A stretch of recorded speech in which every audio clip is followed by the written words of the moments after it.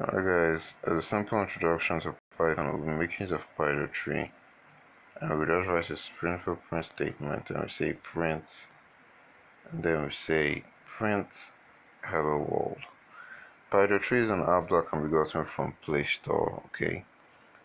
You get it from Play Store, and it's really good for running your Python code. So when you've run this print hello world, this in Python is called a function. It's going to print out our output to the screen, and this is, for example, whatever is in a bracket is called a parameter, and what we have in this bracket is recognized as a particular or special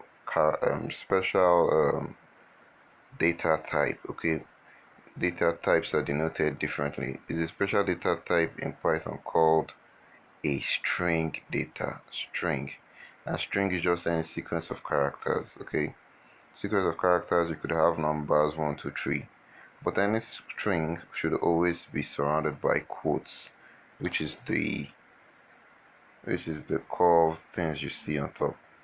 So we're going to run the quotation marks. So we're going to run the code now, and then when we run the code, it says hello world for us, and the program is done. Okay, that's the very first line of code. So always, one of the things to remember in programming is be careful how you write it. If you don't write it correctly, it's going to give you an error.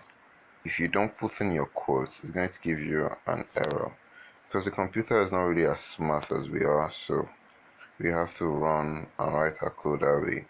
Further on, next we're just going to talk about storing information, because it's very important for you to store what you've just done. So let's have it that way. Let's stop the